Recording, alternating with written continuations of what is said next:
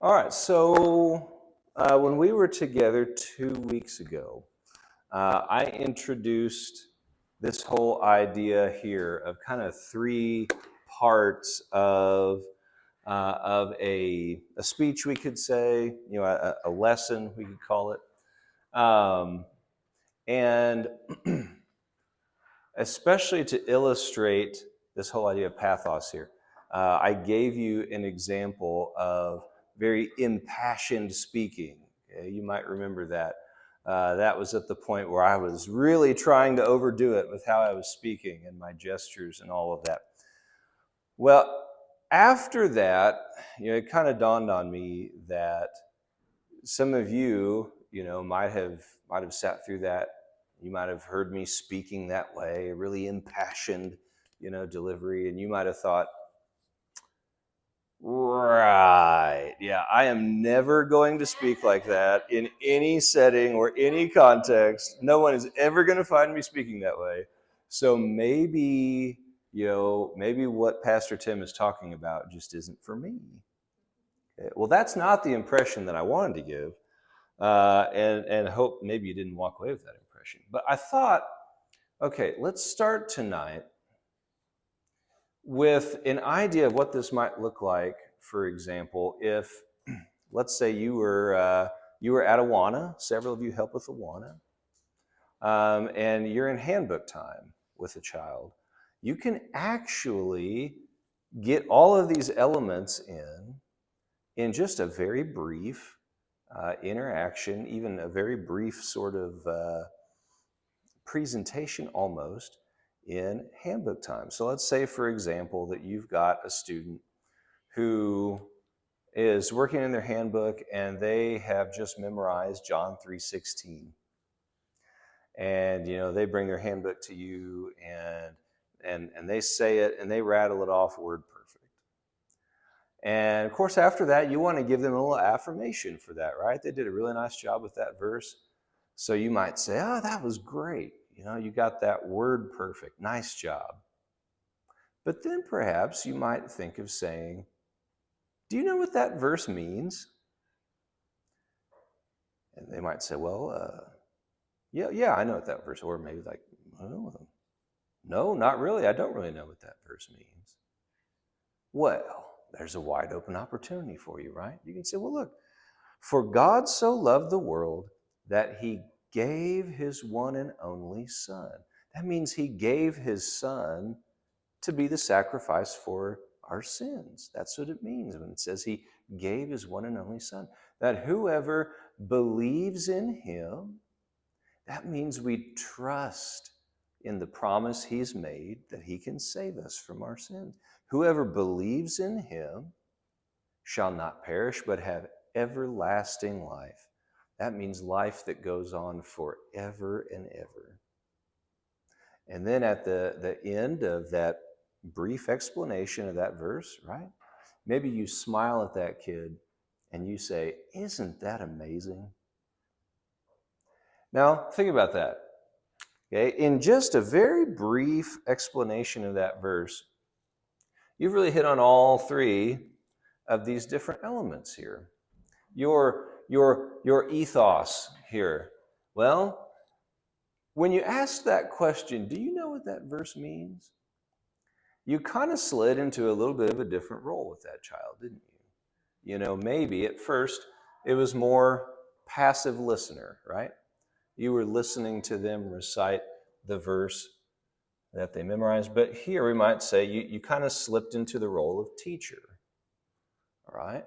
I'm not going to be passive listener quite as much here for that only took 45 seconds or something to go through that. I'm going to slide into the role of teacher here a little bit. Make sure you understand that. The logos, of course, the information, of course, was just the message of John 3:16. Those were the facts, those were the details you were talking about. But down here with pathos, that little question at the end where you said, isn't that amazing? You're trying to kind of awaken an emotion in that kid. What kind of emotion do you think maybe I was aiming at with a question like that? what do I want that kid to feel? Excited, wanting to have that. Yes, excitement to think, well, yeah, that is amazing. Wait a minute. You mean God gave his son for my sins? And I can have forgiveness just by trusting in him? And then I can have life that lasts forever? Yeah, that is amazing. That's the kind of thing we want. We want to just awaken some response like that in that child. And so there's an example, right there that is probably a lot closer to reality for quite a few of you. Not so much as the situation where maybe you're going to be, doing the impassioned speaking like I was a couple weeks ago. But even just in that little interaction, okay, you can think about how can I not only, communicate these facts to this child, but how can I add a little something in there that's gonna aim for his heart?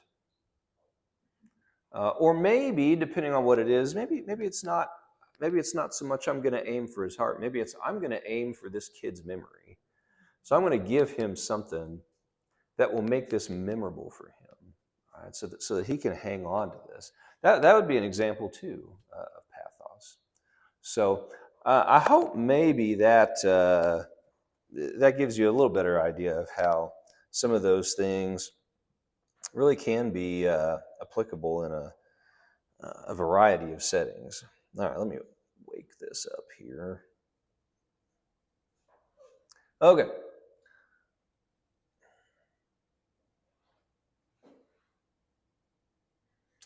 All right. I don't know if the TV shut off on me too. Let's see.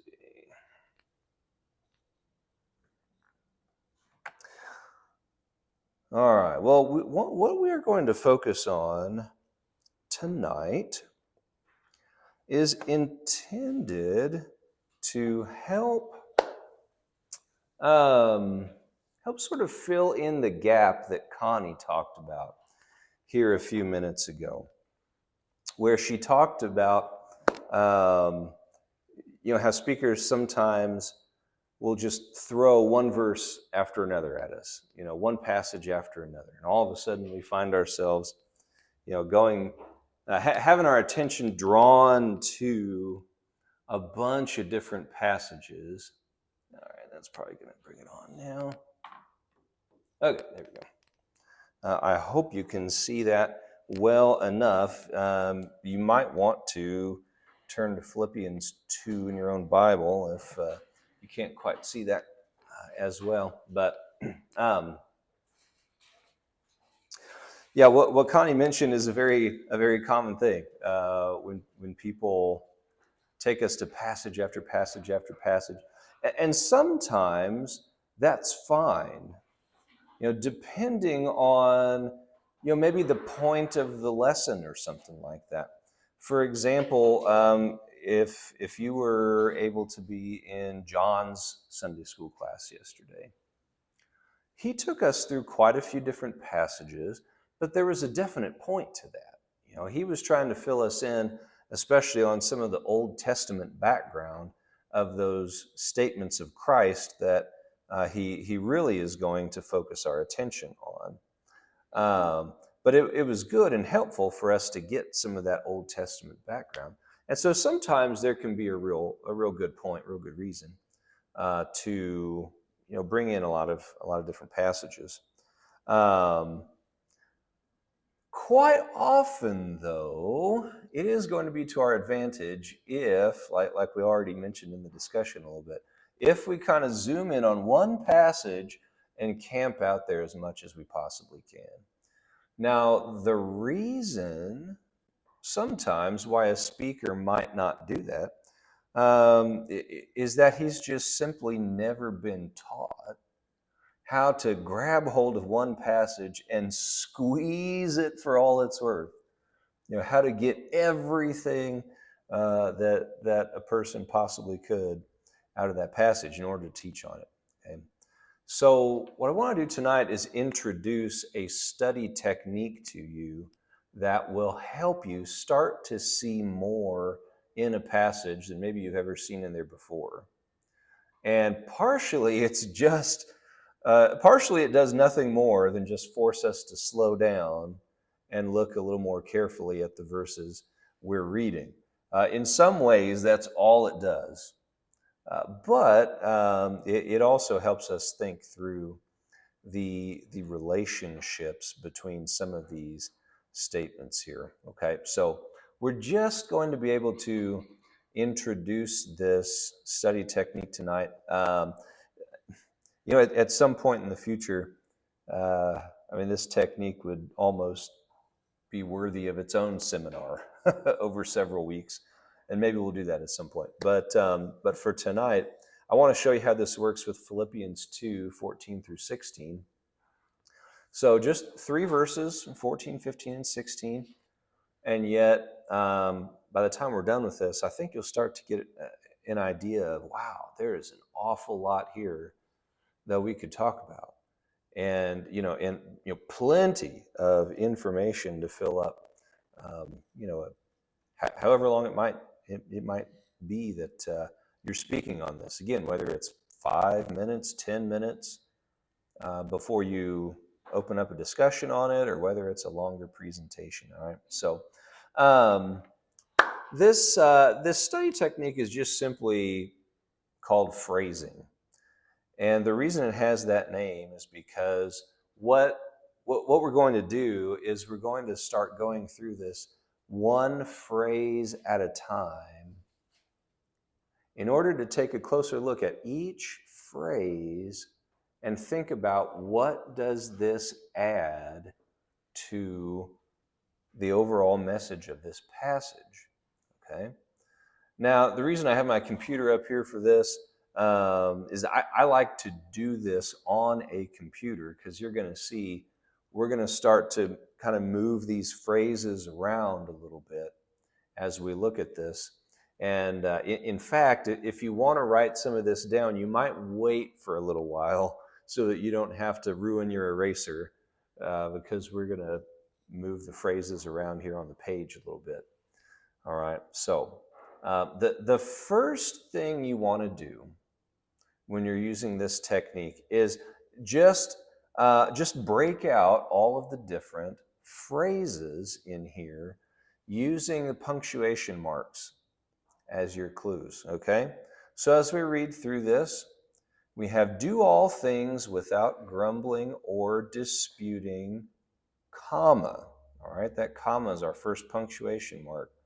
So that marks off our first phrase. All we're going to do then, I'm going to move the rest of this text down. So eventually, as we go through here, we're going to have all the phrases lined up on the left side of the page. All right, as we continue reading, that you may be blameless and innocent, comma. All right, I'm going to move it down after that. Children of God without blemish, in the midst of a crooked and twisted generation, comma. Okay. Among whom you shine as lights in the world, comma. All right, another phrase. Holding fast to the word of life, comma. Another one there. So that in the day of Christ I may be proud that I did not run in vain or labor in vain, period. Okay.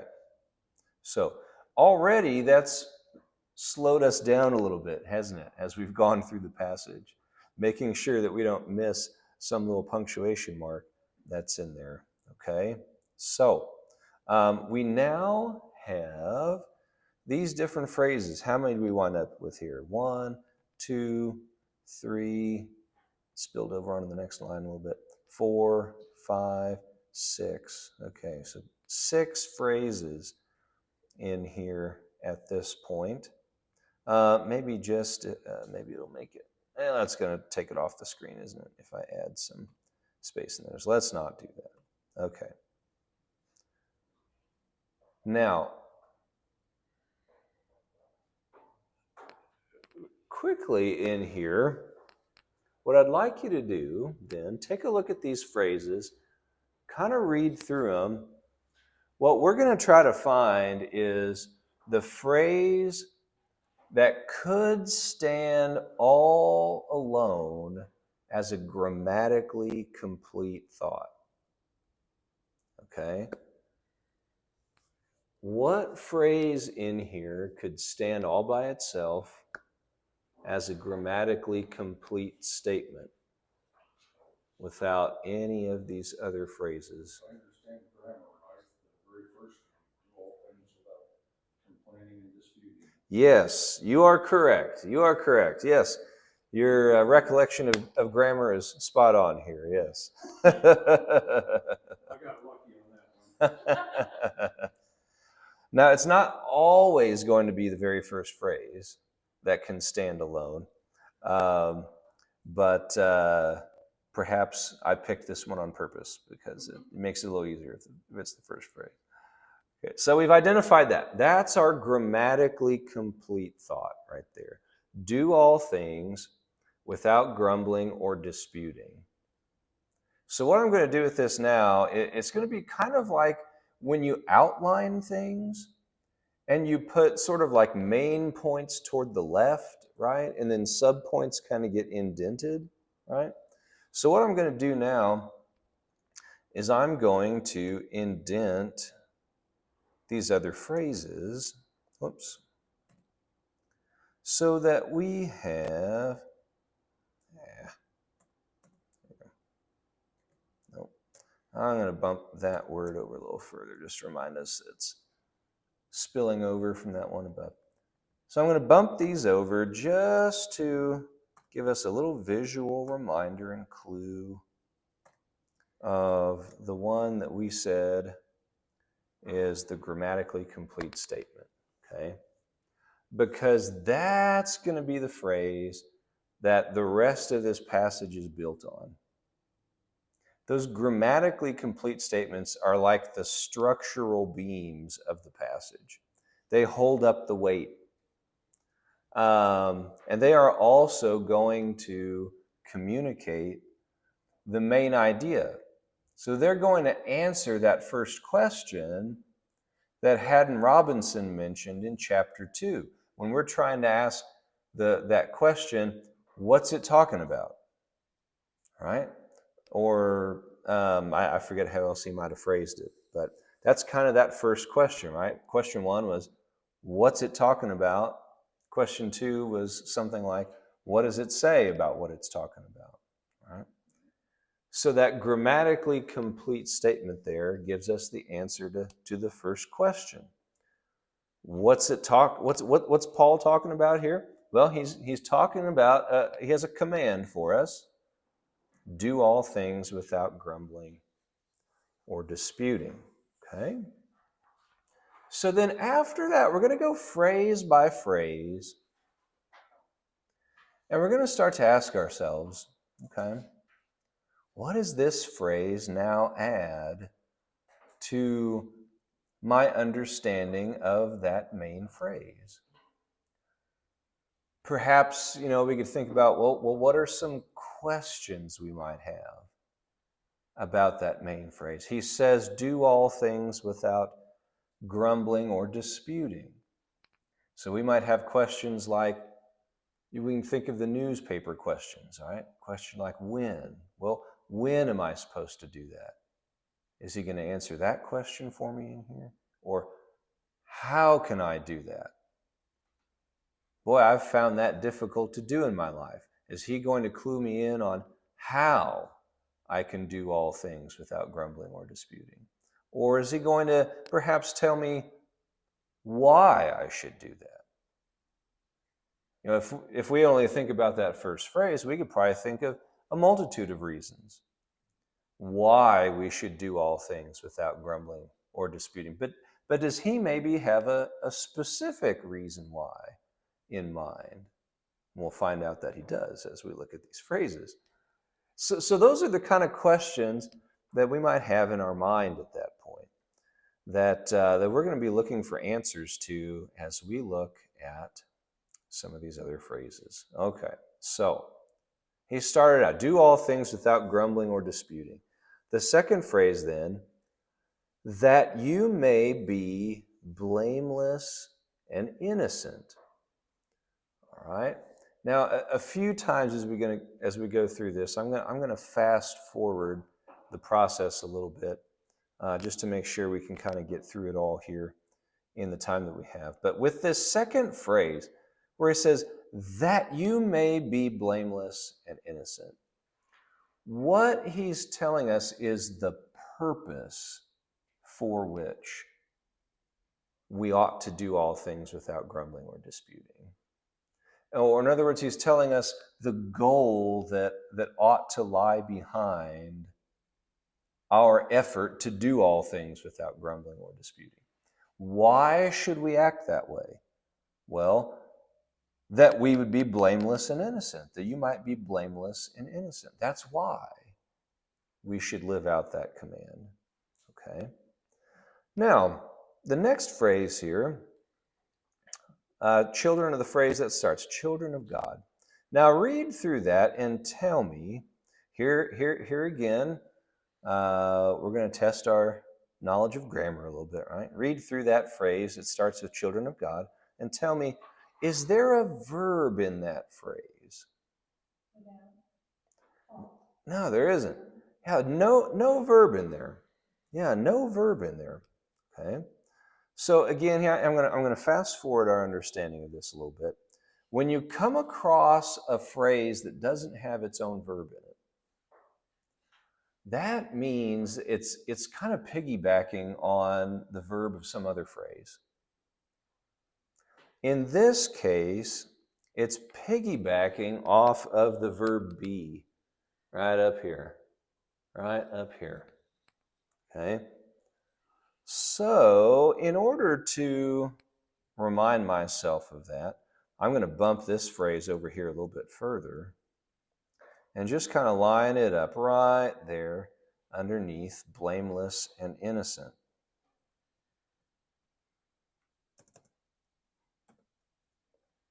Okay, I'm going to bring this all back on. This line up here. There we go. Okay.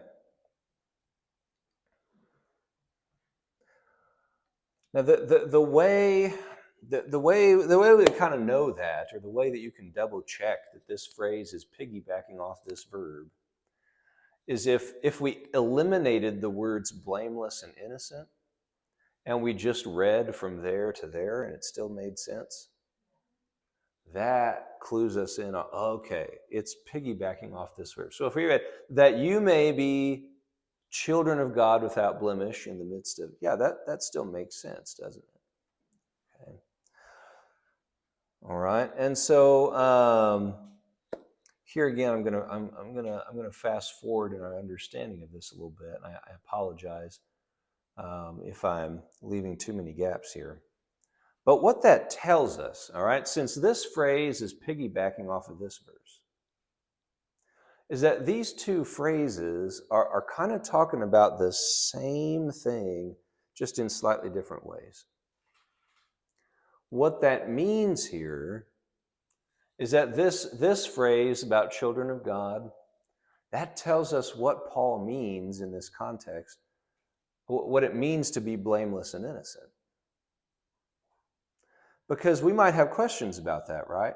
He says, so that we may be blameless and innocent. Well, blameless with respect to what? Or we might say blameless in the eyes of whom? Who is he thinking of? That second phrase tells us there. Children of God without blemish in the midst of a crooked and twisted generation. Okay, so he is telling us to do all things without grumbling or disputing, that we may be blameless and innocent in the eyes of the crooked and twisted generation. In other words, the unbelieving people around us. So, okay, that starts to clarify for us what Paul's concern is in here. As I said a moment ago, after we read this first phrase, do all things without grumbling or disputing, we could think of a bunch of reasons why that's a good thing to do, right? I mean, for one thing, it pleases God. For a second thing, we could think of so much in the book of Proverbs that tells us that life in general is going to be smoother for us if we do all things without grumbling or disputing with other people, right? But we come to see now, okay, that's not what Paul is focusing on. He's focusing on the impact that living this way has on the people that we live in the midst of. Okay, does that make sense so far? Okay. Now, so far, this is also helping us narrow our focus on what we would present if we were teaching on these verses. Okay? Because now, even though, like I said, we can think of a bunch of reasons why this is a good way to live, since we're trying to narrow our focus, we're not going to focus on those other reasons in this lesson, right? If we were teaching on Proverbs, and maybe we were teaching on a passage that talked about how, this is a good way to have harmonious relationships, well, in that case, we'd focus on that. But Paul himself is narrowing our focus here. What kind of impact does this have on our testimony when we live this way? And we get further clarification of that as we just keep looking at the next phrases, okay? So the next phrase here, among whom you shine as lights in the world. Now when he says among whom, who is he talking about? Based on what we've already seen. Yes, the crooked and twisted generation. That's who he's talking about. And so, yeah, in fact, that little that little pronoun whom there, that's referring back to generation.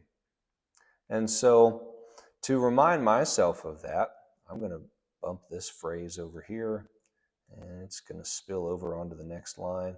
You're probably now seeing why I told you might want to wait a little bit to write anything down, because I'm moving stuff all over the page. And by the way, I'll just mention, with this technique, deciding exactly where to line these things up is a little more art than science.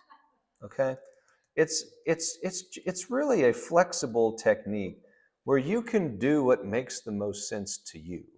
All right, what's going to help you remember these connections? Okay, all right. So, all right, now we've got this new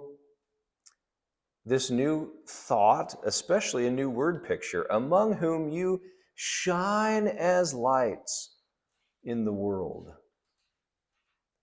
Boy, now here, okay. Here, man, this gives us a wide open door to bring some pathos into this, because he's just given us a great word picture that among the unbelievers who live around us, he says, we shine as lights. All right, now, like Jesus said in the Sermon on the Mount, a light is not meant to be hidden, right? A light shines. And here, boy, in our area, we could even, man, this illustration is just getting better all the time. Think about here in our area, maybe you're out in the country and you notice a light in the distance. You can spot that from miles away, right? And if all around you is relative darkness, except for this one light out here, that's going to catch your attention, isn't it? Oh boy, okay, now we're starting to get good illustration here to this as well. All right, so he says, among whom you shine as lights in the world. Let's go on and look at the next phrase. Holding fast to the word of life. Oh, now that's Oh, that's interesting. Okay.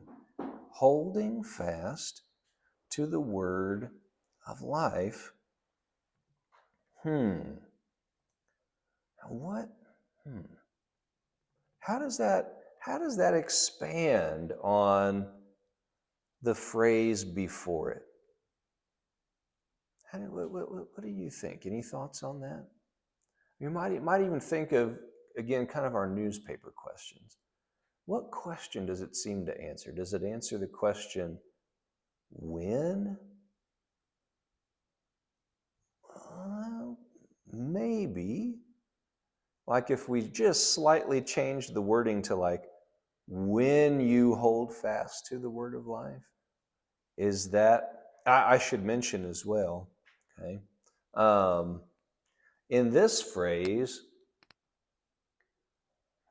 we don't exactly have a verb, but we have this word here, holding.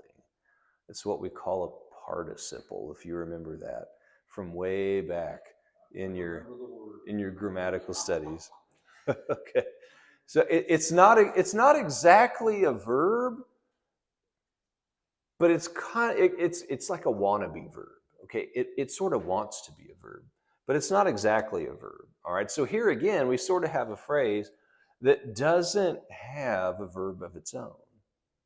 So that means it's going to kind of piggyback off of some other verb. It's going to relate to some other verb. All right. Now, if we look up, and generally speaking, it's going to be piggybacking off the verb that's closest to it in the passage. So if we look back up at this phrase, among whom you shine as lights in the world, what's the verb in there? Shine. Okay, shine. Yep. So this phrase is relating to that verb right there. And so it's going to be answering one of those questions for us. Okay, is it saying something about when we shine? Is it saying something about why we shine? Is it saying something about how we shine? What do you think? I think it's going to be one of those three. How? Yes, I think you're exactly right. I think that's what it's clarifying for us. Yeah. In my version, it actually has it, where did it go? As you hold out. As you, yes, okay. So that was, for me, it was easier to get there. Yes. Trying to translate how holding. Yep. That's a nice assist from the translation there, yep. Because that's actually what they were trying to bring out. Right. That idea of how you do this. Yep. And that's a great reminder too, as we study, it can help to look at different translations, because different translations are going to take this, are going to treat this in slightly different ways. Yep. So this is, okay, I'm going to geek out for a second. So this is the ESV translation right here. And generally speaking, with participles, they're going to give, the ESV is going to give us a pretty bland translation of a participle, just like it is here, holding fast, to where, that doesn't give us quite as much of a sense as like what Kim mentioned there, as you hold. Okay, the reason for that is just because of the translation philosophy of the ESV. They're going to try to leave some of that homework up to us. Okay. Anyway, okay. Enough of that. Read different translations when you're really trying to dig into a passage. It's helpful. Okay. So, all right. So again, I'm going to bump this over so I can remind myself it's related to that verb. It's telling me how, and that's super helpful, isn't it? If I was a little unclear about how is it that I shine as a light, and how is it that I can shine like a light to the and the crooked and twisted generation around me. I can do it by holding fast to the word of life, making sure that I don't abandon the truth of the word of life, because that's going to make me look different than the crooked and twisted generation, isn't it? So I've got to hold fast to that truth. And that's how I'm going to be able to shine as a light. All right? Then this last phrase down here, so that in the day of Christ I may be proud that I did not run in vain or labor in vain. All right, so now Paul brings it back to a little more personal focus, doesn't he? And again, I'm going to fast forward just a little bit in our understanding of this. This is why I say, well, we could almost do a whole seminar just on the ins and outs of this technique here. What I think he's actually doing is I think he's relating this back to the original command. So in this passage, he's basically giving us like two purposes why he wants us to live this way. Why does he want us to do all things without grumbling or disputing? Well, we have a purpose to have a good testimony. That's kind of the first thing he's mentioned up here. And a second purpose that he mentioned, where this is personal for him, deeply personal. And he's bringing in this whole idea of, hey, look, I'm going to be evaluated by Christ someday, and in that day, I'd like to be proud of the work and the labor I did among you, to see that it's borne fruit. All right, so he kind of gives a couple big purposes there. All right. A couple other things I might point out here that are good things that I like to do with this technique. Okay. So another thing that you might do in here is we might go through and look carefully for words like or and. All right. In that first phrase, we have the word or, don't we? So he says, do all things without grumbling or disputing. Now, just to get a grammatically complete thought, he could have just picked one of those words, right? He didn't have to have both of them in there just to get a grammatically complete thought. Right? So that means that there's a reason why he used two words here instead of just one. So to remind myself to do a little more studying on that, I like to kind of come through here and just add in numbers. All right. And we could study that. We could look, okay, what does the word grumbling mean? What does the word disputing mean? Okay, discontent. Yeah. Okay, yeah, complaining. All right. I think, if we were going to look a little more closely at these two words, probably what we'd discover is that, grumbling is a little more private, right? You can grumble to yourself and nobody else necessarily ever finds out, right? Disputing, though, yeah, that's a dance for two, right? So I think he's saying, look, whether privately or publicly, whether, internally or externally, don't do either of them. Do all things without grumbling or disputing. All right, then we get on the next phrase. It says that you may be blameless and innocent. So I'm going to do that same thing again.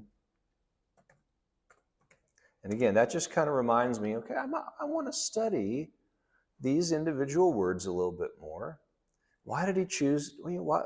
Can I get a sense for why he chose to use both of them? Sometimes we might still be, a little bit unclear about that. Sometimes we might study it and we might think, man, I can't spot a real big difference between these words. And that's fine. Because sometimes his point might not be to make a big distinction between like blameless and innocent. Sometimes it might be this right here, okay? Pathos. He might be trying to draw something out of us. So there might be, maybe it just flows better off the tongue, if we use two words here instead of just one. All right. Again, okay, we get down here in the midst of a crooked and twisted generation. Okay. And then even down here, I may be proud that I did not run in vain or labor in vain. The meaning of those might not ultimately be that different, but they're different word pictures, aren't they? Running in vain, versus laboring in vain. You're building on something. Okay.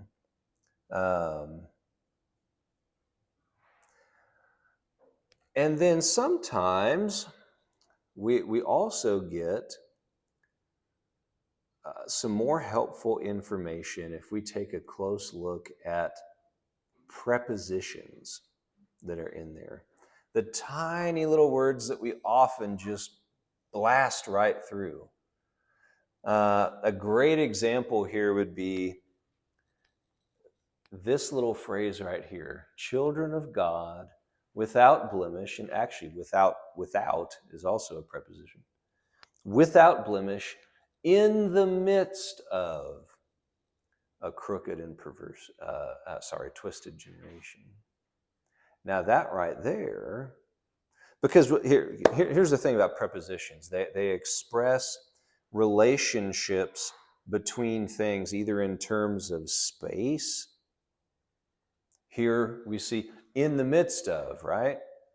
So instead of being outside of something, we're inside of something, right?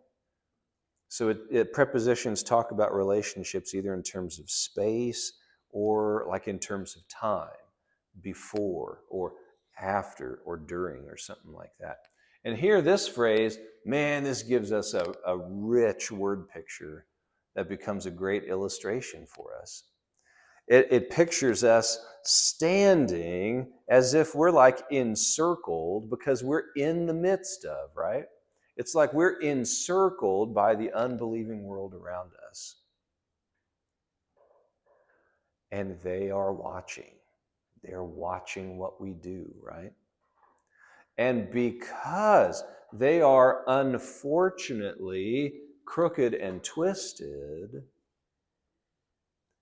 most of the time, we're not going to catch their attention unless perhaps we fail to do all things without grumbling or disputing. What captures the attention of the unbelieving world when it comes to Christians? When we sin, right? When we sin. I mean, just think of the media. I mean, a church can do 1,000 fantastic things for their community, and it will never, or maybe once in a blue moon, it will be noticed by the world. But as soon as there's a scandal, as soon as there's a fight at the church, it's all over the headlines, right? So, but that's the reality that we live with, like it or not. We're children of God. We're in the midst of this crooked and twisted generation. So right there, that gives us a rich picture, right? Rich illustration. We can add some pathos in here when we think, ooh, that's a little bit of an uncomfortable situation to find ourselves in, isn't it? With the unbelieving world all around us kind of looking on. All right? But maybe you can start to see how, just from the text itself, here's where we can draw illustrations. We can draw word pictures. We can draw all the information that we need for our lesson right here from this one passage. Now that we have a little better idea of what those phrases are intended to communicate and all that, we just discover, boy, there's a wealth of information right here. And then the challenge becomes, how do I focus this? how do I kind of narrow this down? All right, so I can relay something that it's going to get to the heart of what the passage was really talking about. So, okay, any questions about this or observations about this? Again, I know a few times, as I said, I had to kind of fast forward through the thought process of this a little bit. So I understand there might be moments where you're like, I don't see how you made that connection. If you have a specific question, I might be able to explain that a little bit more, but if not, that's okay as well. So, questions, comments about this phrasing technique?